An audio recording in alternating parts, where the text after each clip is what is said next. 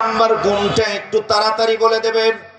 আমি যেহেতু খানায় কাবার রক্ষণাবেক্ষণা করি, খানায় কাবার চাবি যেহেতু আমার কাছে আছে, তাড়াতাড়ি করে আপনি এক নাম্বার গুণটা বলে দেন।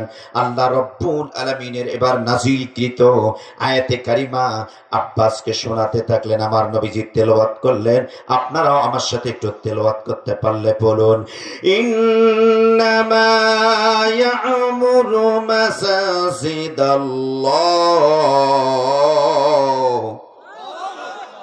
আমার নবীজি তেলাওয়াত করলেন, আব্বাস ইচ্ছায় অনিচ্ছায় তার কণ্ঠ থেকে আল্লাহু আকবারের ধ্বনি বেরিয়ে এসেছে। আল্লাহু আকবার বলুন। প্রতি আয়াতে আয়াতে আপনারা আল্লাহু আকবার বলবেন। নিশ্চয়ই যারা মসজিদের রক্ষণাবেক্ষণকারী হবে, মসজিদের যারা মুসল্লি হবে, যারা মসজিদের সেক্রেটারি সভাপতি মুসল্লি যারা হবে, তাদের এক নাম্বার গুণ হবে, আমার নবীজি বললেন, মান আমানা বিল্লাহ। আল্লাহু আকবার বলুন। আমার নবীজি বললেন, আব্বাস যারা মসজিদের মুসল্লি হবে তাদের এক নাম্বার গুণ হবে আল্লাহর প্রতি ঈমান আনতে হবে। কার প্রতি ঈমান আনতে হবে? আরো জোরে বলুন, কার প্রতি ঈমান আনতে হবে? আমরা কার প্রতি ঈমান এনেছি? বুকে হাত দিয়ে বলতে পারবে? বলতে পারবে? কেমন করি বলেন তো? আপনি ঈমান আনছেন? ঈমান আনেন নাই, ভুল কথা।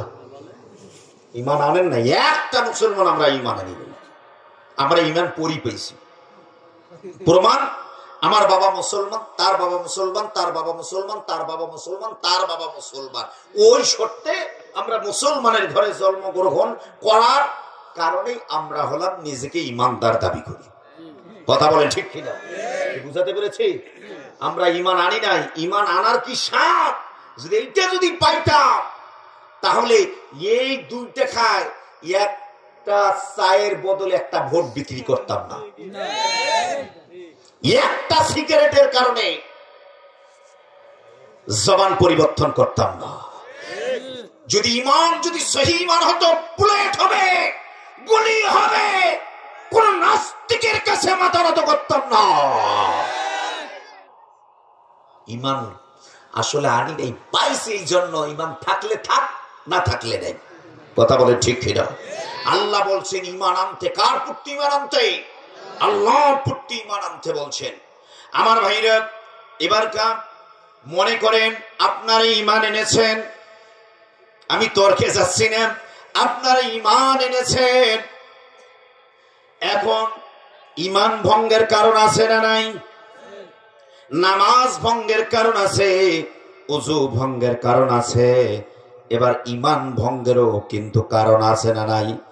ঈমান ভঙ্গের কারণ হলো চারটা, বলবো নাকি? ঈমান ভঙ্গের চারটি কারণ। এক নাম্বার কারণ হলো শিরক করা। এক নাম্বার কি? শিরক করা।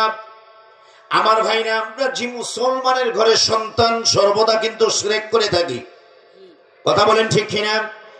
মনে করেন আমার পাশে কেউ তো নাই, কেমনে উদাহরণ দেবে? একজন নেতা 10 কেজি চাউল দিল, এই গরিব বেটা চাউলটা নিয়ে যে খেয়ে পরের দিন সকালবেলা এসে বলল, ভাই তুমি যদি চাউলটা না দিতা আমার সন্তানরা না খেয়ে রাত যাপন করত। কথা বলেন ঠিক কিনা? বলার তো ভাই, আল্লাহ তাআলা আপনাকে ওসিলা হিসেবে পাঠিয়েছে।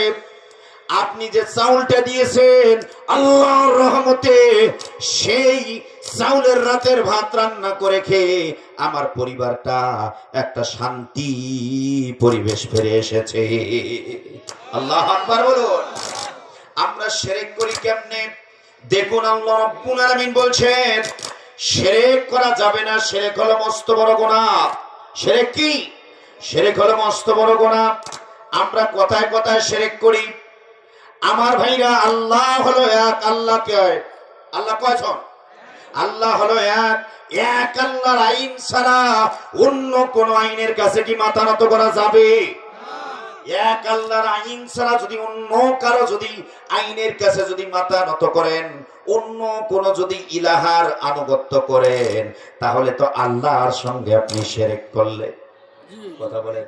মসজিদে নামাজ পড়ি আল্লাহর, রোজা করি আল্লাহর, হজ করি আল্লাহর, যাকাত দেই আল্লাহর, কিন্তু মসজিদ থেকে বাইরে হয়ে আল্লাহর আইন বাদ দিয়া লেলিন কালমার্সের আইনের কাছে মাথা নত করে দেই। কথা বলেন ঠিক কিনা? সম্মানিত ভাইয়েরা আমার, আল্লাহ রাব্বুল আলামিন কোরআনুল কারীমের ভেতরে চমৎকার করে মানব জাতিকে ডাক দিয়ে বললেন, যারা আমার কোরআনুল কারীম দিয়ে বিচার ফয়সালা করবে না, কোরআনুল কারীম দিয়ে আইন জীবন অতিবাহিত করবে না, তারা কি আল্লাহ রাব্বুল আলামিন বললেন, ফালা ওয়া রাব্বিকা লা ইউমিনুনা হাত্তা ইউহাকিমুকা ফিমা শাজারা বাইনাহুম সুম্মা লা ইয়াজিদু ফি আনফুসিহিম হারাজাম মিম্মা কাদাইতা ওয়া ইউসাল্লিমু তাসলিমা। আরো জোরে জোরে বলুন আল্লাহু আকবার। কেমনে আল্লাহর শিরক করি? এই আয়াত থেকে দলিল না। বিশ্ব নবী জনাব মুহাম্মদ রাসূলুল্লাহ সাল্লাল্লাহু আলাইহি ওয়াসাল্লামের কাছে একজন মুসলমান, একজন ইহুদি পানি শেষ নিয়ে ঝগড়া লেগেছিল। কি লেগেছিল? পানি শেষ নিয়ে কি ঝগড়া লাগে না? পানি শেষ নিয়ে ঝগড়া বিবাদ সৃষ্টি হয়ে গেছে। মুসলমানের সাহাবী বললেন, ইহুদিকে বললেন, চলো এর ফয়সাল নেওয়ার জন্য বিশ্ব নবীজির কাছে চলে যাব। বললেন, ইহুদি বললেন, কোনো আপত্তি নাই, তোমার নবীজির কাছে গেলে আমি সহি বিচার পাবো। আল্লাহু আকবার। আমার ভাইরা, বিশ্ব নবীজির কাছে গেলেন। বিশ্ব নবীজি মুসলমানের কাছে শুনলেন, ইহুদির কাছে শুনলেন। শোনার পরে আমার নবীজি রায় দিলেন ইহুদির পক্ষে। আল্লাহু আকবার বলো। সঠিক নেতার কাছে সঠিক বিচার আছে না নাই? আছে না নাই? 5 আগস্টের আগে ওরা নামাজ পড়েছে 500 রাকাত, নফল নামাজ পড়ে প্রতি রাতে কোরআন শরীফ খতম করে, কিন্তু লেলিন কালমার্সের আইন দিয়া, বিধান দিয়া বিচার ব্যবস্থা পরিচালনা করে ইসলামী আন্দোলনের কর্মীদেরকে তারা কেন ফাঁসি দিল?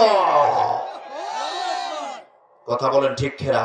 এরা লেনিন কালমার্সের আইন প্রতিষ্ঠা করার জন্য, অন্য কোন পূর্বকে প্রতিষ্ঠা করার জন্য আল্লাহ তাআলা এদেরকে এমন শাস্তি দিয়েছেন, এরা ন্যাংটা হয়ে পালাবার পথ খুঁজে পায় না। কথা বলেন ঠিক খেরা? পালাবে কোথায়? একটু থামে। সম্মানিত ভাইয়েরা আমার, বিশ্ব নবী জনাব মুহাম্মদ রাসূলুল্লাহ